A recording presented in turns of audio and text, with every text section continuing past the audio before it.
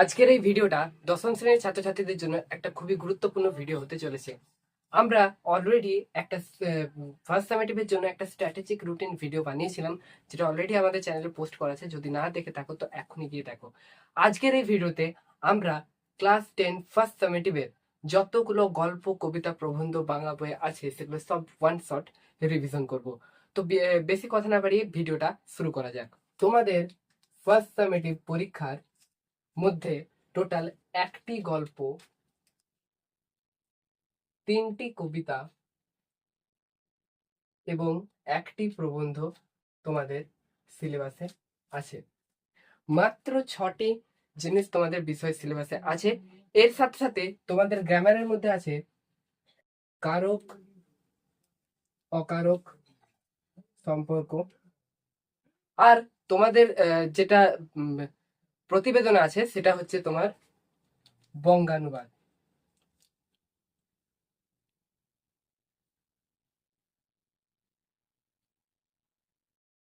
এই কটি বিষয় করলেই তোমরা কিন্তু ফার্স্ট সামেটিভে 40 আউট অফ 40 পেতে পারো। আজকের এই ভিডিওটার মধ্যে আমরা এই যে 6টা গল্প, কবিতা এবং প্রবন্ধ আছে সেগুলোর বেসিক ডিটেলসটা সম্পূর্ণ বলবো এবং সমস্ত গল্প, কবিতা, প্রবন্ধগুলোকে ওয়ান শট ডিসকাস করব। এই ভিডিওটা দেখার পর আশা করি আর অন্য কোনো ভিডিও তোমাদেরকে দেখতে হবে না। এরপর আমরা বাংলার একটা সাজেশন ভিডিও পোস্ট করব, যেখানে আমরা কিছু কোয়েশ্চেন দেব। সেই কোয়েশ্চেনগুলো তোমাদের ফার্স্ট সামেটিভ পরীক্ষাতে আসার চান্স থাকবে প্রবল। এবং যেহেতু স্কুলে পরীক্ষা হয় তাই একটু ডিফারেন্স হলেও তোমরা কিন্তু মোটামুটি সেগুলো তোমাদের পরীক্ষাতে কিন্তু দেখতে পেয়ে যাবে। তাহলে চলো ভিডিওটা শুরু করা যাক। তোমাদের সিলেবাসের মধ্যে একমাত্র গল্প যেটা আছে সেটা হচ্ছে জ্ঞানচক্ষু। জ্ঞানচক্ষু গল্পটি লিখেছেন আশাপূর্ণা দেবী এবং এই গল্পটা নেওয়া হয়েছে কুমকুম গল্পগ্রন্থ থেকে। এই যে ডিটেলস গুলো আমি এই মুহূর্তে বললাম, এই ডিটেলস গুলো কিন্তু তোমাদের সর্বক্ষেত্রে কাজে লাগবে। ধরো তোমাদের এমসিকিউ এ পড়তে পারে যে জ্ঞানচক্ষু গল্পের মূল গ্রন্থের নাম কি, বা জ্ঞানচক্ষু গল্পের লেখিকার নাম কি। এরকম ধরনের কোশ্চেন তোমাদের 1 মার্কসের কোশ্চেনও পড়তে পারে, ড্যাশ পূরণ পড়তে পারে, বা তোমাদের যদি অনেক সময় 2 মার্কস কোশ্চেনে 1+1 থাকে, আর 3 মার্কসের কোশ্চেনেও 1+2 এরকম থাকতে পারে। আবার যদি বড় কোশ্চেনের কথা বলি, 3 মার্কসের কোশ্চেন হোক বা 2 মার্কসের কোশ্চেন হোক বা 5 মার্কসের কোশ্চেন হোক, সেখানে তোমরা যে স্টার্টিংটা করবে সেই স্টার্টিং এ কিন্তু তোমরা গল্পের নাম, লেখকের নাম বা মূল গ্রন্থের নাম উল্লেখ করেও তোমরা লিখতে পারো, যাতে তোমরা 5-এ 5 পাওয়ার চান্সটা বেশি থাকবে। এবার জ্ঞানচক্ষুর কথা বলি। জ্ঞানচক্ষু গল্পটা তোমরা হয়তো অলরেডি পড়ে ফেলেছো, তো আমি একবার বলবো। জ্ঞানচক্ষু গল্পটা একটি সাদা সিধে বালক তপন দিয়ে শুরু হয়। সে প্রথমে হয়তো ভাবতো যে লেখক মানে হচ্ছে আকাশ থেকে পড়া কোনো জীব, কারণ কি তার সেই পরিমাণ জ্ঞান ছিল না যে সে ভাবতো যে লেখক যারা হয় তারা মহান মানুষ, তারা সাধারণ মানুষের মতো নয়, তারা সাধারণ মানুষের মতো খাওয়া দাওয়া বা গল্প, সরি, খবরের কাগজ পড়া এইসব করে না। লেখক হচ্ছে একটা অদ্ভুত লোক, মানে সাধারণ মানুষের মতো নয়। তারপর তার ছোট মাসির যখন বিয়ে হয় একজন লেখকের সঙ্গে, তখন সে বুঝতে পারে লেখক মানে কোনো অসাধারণ কোনো ব্যক্তি নয়। লেখক হচ্ছে সাধারণ মানুষেরই মতন ব্যক্তি, সাধারণ মানুষের মতন খবরের কাগজ পড়েন, খান টান, ঘুমন, খেতে যান, সমস্ত কিছু সাধারণ মানুষের মতন করেন। এটা দেখার পরে সে মোটিভেট হয় যে ঠিক আছে, তাহলে লেখকরা যদি সাধারণ মানুষের মতনই হয় তাহলে আমিও তো লেখক হতে পারি। তার জন্য সে তার মাসির বিয়ে বাড়িতে তার মা যে হোম টাস্কের খাতাটা তাকে জোর করে নিয়ে যাওয়া করেছিল, সেইটি নিয়ে গিয়ে ও চিলে কোঠায় বসে সে একটি গল্প লেখে এবং সেটি সে মাসিকে যে বলে, কারণ কি মাসি ছিল তার ছোটবেলার থেকে বন্ধু। এবং মাসিকে যে গল্পটা দেখানোর পরে মাসি সেই গল্পটা মেসোর কাছে নিয়ে যায়। মেসো গল্পটি দেখে বলে যে ঠিক আছে, গল্পটা তুমি ভালোই লিখেছো, তোমার এই গল্পটা ছাপতে দেওয়া চলে। তারপরে বিকেলে চায়ের টেবিলে সমস্ত কথাটা উঠেছে, তপন গল্প লিখেছে, তপন খুব ভালো লেখক হতে পারবে, এইভাবে চলে। এরপরে বহু একটা সময় পেরিয়ে যায়, তখন অপেক্ষা করে যে তার মেসো তার গল্পটা কখন কাগজে ছাপাবে, কখন কাগজে ছাপাবে।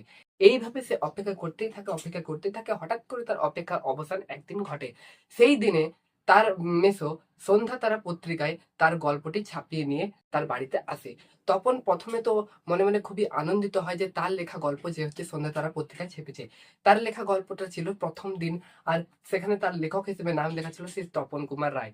সে প্রথমে খুশি হলেও যখন তার মা তাকে সেই গল্পটা পড়ে শোনাতে বলে, সে যখন গল্পটা পড়ে তখন সে বুঝতে পারে যে না, এটা তার লেখা গল্প নয়, মেসো তার গল্পটা আগাগোড়া কারেকশন করেছে। এদিকে সবাই খুব নাম করছে, হ্যাঁ তপন গল্প লিখেছে, তপনের গল্প ছাপা হয়েছে, কিন্তু তার সাথে সাথে ও লোকেরা একটা কথা বলতে থাকছে যে তার লেখক মেসো ছাপিয়ে দিয়েছে। এই ব্যাপারটা তপনের পছন্দ হয়নি, এবং তপন লিখতে লিখতে যে অন্য কারোর লেখা পড়ছে সেই ব্যাপারটাও তপনের পছন্দ হয়নি। এবং তপন তারপরে মনস্থির করে যে এরপরে যদি কখনো কোনো লেখা ছাপতে দেওয়া হয় তাহলে সে নিজেই দেবে, এবং নিজের লেখা একদম কাঁচা লেখাই সে জমা দেবে। এইভাবে আমাদের পুরো গল্পটা হয়। এই গল্প থেকে অনেক রকম কোশ্চেন আসতে পারে। কোশ্চেন নিয়ে আমি পরবর্তী ভিডিও ডিসকাশন করব, কি কি সাজেস্টিভ কোশ্চেন হতে পারে। মাধ্যমিকের আগেও আমরা ভিডিও আপলোড করব, এবং ফার্স্ট সামেটিভের মধ্যেও তোমরা কেমন কেমন কোশ্চেন দেখতে চলেছো এই গল্পটা থেকে সেটা আমরা আপলোড করব। এরপরে আমরা পরবর্তী কবিতার দিকে চলে যাই। তোমাদের টোটাল কবিতা আছে 3টি। অসুখী একজন, আফ্রিকা, আর আই আরো বেঁধে বেঁধে থাকি। তো এক এক করে আমরা কবিতাগুলো এবারে দেখবো। তোমাদের সিলেবাসে যে বিদেশি কবিতাটা আছে সেটা হচ্ছে অসুখী একজন, লিখেছেন পাবলো নেরুদা। অসুখী একজন লিখেছেন পাবলো নেরুদা। পাবলো নেরুদার এটা কিন্তু তার আসল নাম নয়, এটা তার ছদ্মনাম। তার আসল নাম হচ্ছে নেফতালি রিকার্দো রেন্স বাসোয়ালতো। অসুখী একজন কবিতাটা আমাদের লেখক পাবলো নেরুদা স্প্যানিশ ভাষায় লিখেছিল চিলির গৃহযুদ্ধকে প্রেক্ষাপট করে। তো এই কবিতাটা স্প্যানিশ ভাষায় যে নাম ছিল সেটা হচ্ছে দ্য আনহ্যাপি ওয়ান। এবং স্প্যানিশ ভাষায় এই কবিতাটা যে মূল গ্রন্থে ছাপা হয়েছিল সেটা হচ্ছে এক্সট্রা ভাগারিয়া। বাংলায় এই কবিতাটাকে তরজামা করেন নবারুণ ভট্টাচার্য। এরপর এই বাংলা ভাষায় এই কবিতাটা বিদেশি ফুলে রক্তের ছিটে কাব্যগ্রন্থে প্রকাশিত হয়। তো তোমাদের এখান থেকে যতগুলো আমি পয়েন্ট বললাম এই সমস্ত পয়েন্টগুলো তুলে কিন্তু তোমাদের এমসিকিউ আসতে পারে, তোমাদের 1 মার্কসের কোশ্চেন আসতে পারে। এমসিকিউ 1 মার্কস কিন্তু এই ধরনের জায়গা থেকেই বেশি আসে কবিতার ক্ষেত্রে। গল্পের ক্ষেত্রে অনেক শর্ট কোশ্চেন গল্পের মধ্যেই দেওয়া যায়, কিন্তু কবিতার ক্ষেত্রে কিন্তু এই ডিটেলস গুলো থেকে কিন্তু প্রচুর পরিমাণে শর্ট কোশ্চেন আসে। তাই তোমরা কিন্তু এই ডিটেলস গুলোতে একটু বেশি ধ্যান দেবে। এরপরে আমি তোমাদেরকে এই কবিতাটার মূল বিষয়বস্তু বলি। কবিতাটা চিলির গৃহযুদ্ধের প্রেক্ষাপটে লেখা। তখনকার দিনে অনেকজনকে কি হতো, চিলি থেকে মানে বাড়ি থেকে তুলে নিয়ে যাওয়া হতো যুদ্ধ করতে। তো এই সেরকমই একটা দৃশ্যের কথা এখানে বলা হয়েছে। এখানে কবি দেখিয়েছে কবি তার প্রিয়তমাকে তার বাড়িতে রেখে দিয়ে চলে গেছে, এবং তার প্রিয়তমা জানে না যে কবি আর ফিরে আসবে না। এই যেহেতু তার প্রিয়তমা জানে না যে কবি আর ফিরে আসবে না, সেহেতু সে দরজায় দাঁড়িয়ে থেকে অপেক্ষা করতেই থাকে। এখানে যে কবির প্রিয়তমা যে কতটা পরিমাণ অপেক্ষা করেছে সেগুলো বোঝাতে এখানে অনেক রকম উপমা ব্যবহার করা হয়েছে। একটা কুকুর হেঁটে গেল গির্জার এক নান, এবং এর তার সঙ্গে সঙ্গে কি করে বছরগুলো একটার পর একটা তার মাথার উপরে পাথরের মতো পড়ছে, যে তার মানে কতটা তার মানসিক অবস্থাটাকে বোঝানোর জন্য কবি এই ধরনের লাইন ব্যবহার করেছে। এক্ষেত্রে তোমরা একটা কাজ করবে, সম্পূর্ণ কবিতাটা ভালোভাবে পড়বে, যেহেতু ছোট্ট কবিতা তাই চেষ্টা করবে সমস্ত লাইনগুলো মুখস্থ করে নেওয়া এবং কবিতাটার মূল বিষয়বস্তুটাকে বোঝা। তাহলে যে কোনো 5 মার্কসের কোশ্চেন হোক, 1 মার্কসের কোশ্চেন হোক, 2 মার্কসের কোশ্চেন হোক, তোমরা কিন্তু পেয়ে যাবে। তোমাদের লাইন তুলে কিন্তু কোশ্চেন আসার চান্সটাই বেশি, তাই তোমরা লাইন গুলো যাতে মুখস্থ করে নিতে পারো সেটাই চেষ্টা করবে। তো এই গেল তোমাদের অসুখী একজন কবিতা। এরপরে তোমাদের যে নেক্সট কবিতাটা আছে, এই অসুখী একজন যেমন একটা যুদ্ধের প্রেক্ষাপটে লেখা, তেমনি আই আরো বেঁধে বেঁধে থাকি। আই আরো বেঁধে বেঁধে থাকি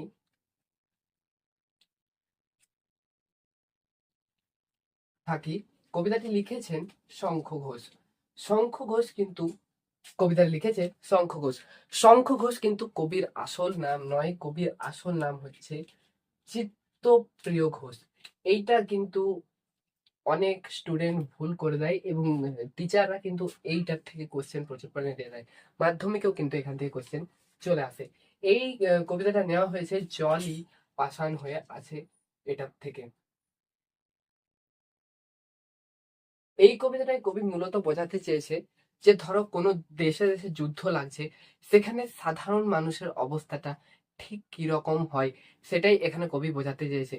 এই জন্য কবি বলতে চাইছে তার তাদের চারিদিক থেকে নানা রকম সমস্যা তাদের ক্ষেত্রে, তাদের সব পড়ে রয়েছে। এই ধরনের লাইনগুলোকে কবি ব্যবহার করেছে এবং কবি বোঝাতে চেয়েছে যে কোনো যুদ্ধ হয়, এখনো কারেন্টলি ইরান ইসরায়েলের যুদ্ধের ফলে যুদ্ধ তো হচ্ছে, ধরো যে লিডাররা যুদ্ধ করছে, ধরো যে রাজারা যুদ্ধ করছে, তাদের কিন্তু কোনো অসুবিধা হয় না, অসুবিধা হয় সাধারণ মানুষের।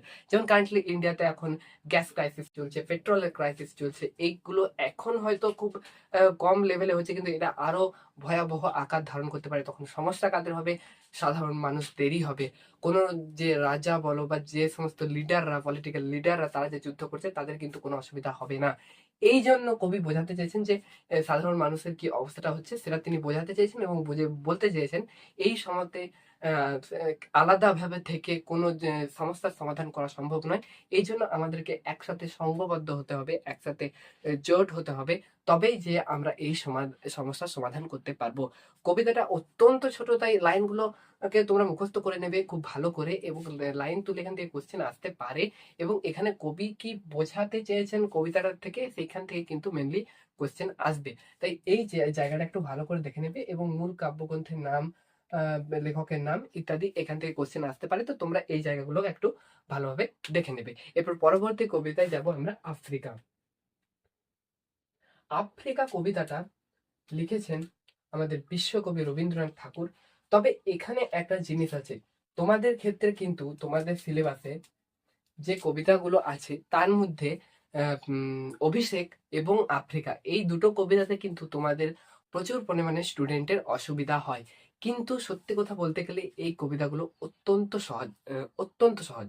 এই কবিতাগুলো তোমরা যদি, হ্যাঁ মানছি লাইনগুলো একটু অত্যন্ত কঠিন লাইন ব্যবহার করা আছে, কিন্তু তোমরা যদি একটু ধরে ধরে ধরে ধরে সহজে লাইন এগুলো করতে যাও, তাহলে কিন্তু তোমরা খুবই সহজেই এই কবিতাটা বুঝতে পারবে। এবার তোমাদের বলি বুঝতে পারবে। এবার তোমাদের বলি, এই কবিতাটা নেওয়া হয়েছে, মূল কাব্যগ্রন্থ হচ্ছে পত্রপুট। পত্রপুট মূল কাব্যগ্রন্থ এই কবিতাটার, এবং এই কবিতাটার পিছনের কাহিনীটা তোমাদেরকে আমি বলি। আফ্রিকা মহাদেশ তখনকার দিনে ছিল একদম যাকে বলে অশিক্ষিত একটা ছিল, এবং এই নতুন নতুন ডিসকভার হয়েছে কন্টিনেন্টটা, এবং সেখানে মানুষজন খুব বেশি শিক্ষিত ছিল না, সেখানে মানুষজন অস্ত্র টস্ত্র ব্যবহার করতে জানতো না, মানে অত্যন্ত মানে আদিম যুগে তারা ছিল। এবং ইটালি এবং ইউরোপ সেই মুহূর্তে আফ্রিকার উপর নজর পড়ে, ইটালি এবং ইউরোপ, এবং তারা কি করে, এই আফ্রিকাকে তারা আক্রমণ করে এবং আফ্রিকাকে তারা শোষণ করার চেষ্টা করে। সেই মুহূর্তে এটা যখন অমিয় চক্রবর্তী জানতে পারে ঘটনাটা, অমিয় চক্রবর্তী রবীন্দ্রনাথ ঠাকুরকে জানায় যে আপনি এটা নিয়ে একটা কবিতা লিখুন, তাতে আফ্রিকার সঙ্গে যেটা হয়েছে সেটাতে আমরা কিছুটা হলেও আমরা তাদের সঙ্গে যে খারাপ ব্যবহারটা হয়েছে তাতে কিছুটা হলেও আমরা ইয়ে করতে পারবো। তো এই জন্যই কবিতাটা আমাদের রবীন্দ্রনাথ ঠাকুর লিখেছেন। এখানে সব মানে আফ্রিকা কিভাবে জন্ম হয়েছিল, স্রষ্টা কি করে আফ্রিকাকে সৃষ্টি করেছিল, আফ্রিকার তখনকার পরিবেশ, অর্থাৎ জঙ্গলে ঘেরা আফ্রিকার যে প্রাকৃতিক পরিবেশ, সেই প্রাকৃতিক পরিবেশটাকে তুলে ধরা হয়েছে। তারপর বলা হয়েছে সেই বর্বর নির্লজ্জ যারা এসেছিল আফ্রিকার উপর আক্রমণ করতে, তাদের কথা বলা হয়েছে, তারা কিভাবে আম, আক্রমণ করেছিল আফ্রিকাতে, তাদের কথা বলা হয়েছে। আর যে মুহূর্তে আফ্রিকাতে আক্রমণ চলছিল সেই মুহূর্তে সমুদ্রের এপারে যা মানুষজন ছিল তারা কেউ আফ্রিকার পাশে দাঁড়ায়নি, তারা নিজেদের মতন কিন্তু ছিল। সেই কবিতাটা এই এতটা পর্যন্ত বলেছে। তো এই ছিল তোমাদের মোটামুটি 3টে কবিতা, এবং কবিতার লাইনগুলো তোমরা ভালোভাবে পড়বে। তোমাদের আমি একটা কথা বলে রাখি, তোমাদের যে কোনো স্কুল কি করবে, আফ্রিকা কবিতাকে টার্গেট করবে, কারণ কি আফ্রিকা কবিতার থেকে কোশ্চেন দেওয়ার সম্ভাবনা বেশি। তোমরা অশোকী একজন আফ্রিকা, এই দুটো কবিতা থেকে কোশ্চেন কিন্তু বেশি পাবে, তাই এই দুটো কবিতা কিন্তু ভালোভাবে পড়বে। আমাদের এরপরে সর্বশেষ যেটা আছে সেটা হচ্ছে আমাদের একটি প্রবন্ধ আছে। প্রবন্ধটার নাম হচ্ছে হারিয়ে যাওয়া কালিকলম। তোমাদের যে প্রবন্ধটি আছে, একটি মাত্র প্রবন্ধ আছে, তোমাদের সিলেবাস দুটো প্রবন্ধ আছে, তার মধ্যে তোমাদের ফার্স্ট সামেটিভের সিলেবাসে একটি প্রবন্ধ আছে, যেটা হলো হারিয়ে যাওয়া কালি কলম। লিখেছেন শ্রীপান্থ। শ্রীপান্থর হচ্ছে কবির ছদ্মনাম, আসল নাম হলো নিখিল সরকার। কবিতার মূল গ্রন্থ হলো কালি কলম মন। কবি লেখক একজন খবরের কাগজের অফিসে কাজ করেন, সেটা লেখালেখির অফিসে যথেষ্টই, কিন্তু এখনকার দিনে সেখানে কেউ আর কিন্তু কলম ব্যবহার করেন না, সবাই কম্পিউটারে লেখেন। এই জিনিসটা কবির মনে অত্যন্ত একটা দাগ কেটে দেয়। কারণ কি, ছোটবেলা থেকে কলম ছিল কবির কাছে এক অমূল্য বস্তু। এই প্রবন্ধে কবি তিনি বলেছেন যে তেনা কিভাবে নিজেরাই কলম তৈরি করতেন, নিজেরাই কালি তৈরি করতেন। ধীরে ধীরে কি করে ওই দোয়াত কলমের থেকে জন্ম নিল ফাউন্টেন পেন, ফাউন্টেন পেনের থেকে নিভের কলম। এবার আস্তে আস্তে নিভের কলমও উধাও হতে শুরু করেছে, পেন ব্যবহার করা উঠে গেছে। এবং তোমরা হয়তো জানবে যে বিভিন্ন স্কুল কলেজে এখন কি হয়, এখন ট্যাবের ওপরে লেখা হয়, ডিজিটালি নোটস নেওয়া হয়। এখন আমাদের স্কুলে নিশ্চয়ই এখন বল পেন ব্যবহার করা হয়, কিন্তু এই যে কলমের যে ইতিহাস, সেটা অত্যন্ত বড় একটা ইতিহাস। এবং সেই ইতিহাসটাই ছোট্ট করে আমাদের কবি তুলে ধরেছেন। একদম ঐতিহাসিক ব্যাপার, কিভাবে আমাদের চীনেরা কি করে কলম ব্যবহার করতো, তারপরে স্টাইলাসের ইতিহাস, আমাদের লেখকরা কিভাবে কলম ব্যবহার করতো, কলম ফুটে একজন কলম বুকে ফুটে গিয়ে একজনকার মৃত্যু হয়েছিল একজন লেখকের। সেই সমস্ত জিনিসগুলো কিন্তু এখানে ভালোভাবে তুলে ধরা আছে। আমরা ডিটেলি চাইলে এই সমস্ত যে ইয়েগুলো সেগুলো আমরা ডিটেলি এই চ্যানেলে আপলোড করতে পারতাম, কিন্তু সময়ের অভাবের কারণে আমরা এই মুহূর্তে সেটা করতে পারিনি। সেকেন্ড সাবমিটিভ থেকে সমস্ত বাংলা কবিতা, গল্প, প্রবন্ধ সব কটা ধরে ধরে বসানো হবে, এবং তোমাদের যত গ্রামার আছে সেগুলো সব প্র্যাকটিস করানো হবে, সমস্ত কিছুই করা হবে। ফার্স্ট সাবমিটিভে যেহেতু আমাদের চ্যানেলটা তৈরি করতে একটু সময় লেগে গিয়েছিল, তো সেহেতু আমরা ফার্স্ট সাবমিটিভে কিছু করে উঠতে পারিনি। কিন্তু এরপর থেকে সেকেন্ড সাবমিটিভে সমস্ত জিনিসগুলো আমরা ডিটেলি করবো এই চ্যানেলে। প্লাস মাধ্যমিক পর্যন্ত সাজেশন থেকে শুরু করে, ইম্পর্টেন্ট কোশ্চেন থেকে শুরু করে, ওয়ান শট ক্লাসেস থেকে শুরু করে, ডিটেল ক্লাসেস থেকে শুরু করে সমস্তটাই। প্লাস আমরা এখানে মক টেস্ট সলভ করবো, প্লাস আমরা লাইভ টেস্ট নেব। তোমরা যারা দিতে চাও তারা আমাদের সঙ্গে যুক্ত হয়ে লাইভ টেস্ট দিতে পারো। এই সমস্ত কিছু কিন্তু তোমাদের জন্য ফ্রি। তোমরা যদি এই সমস্ত কিছু চাও, তাহলে শুধুমাত্র চ্যানেলটাকে সাবস্ক্রাইব করবে আর ভিডিও দেখতে থাকো এবং টাইমলি প্রিপারেশন করতে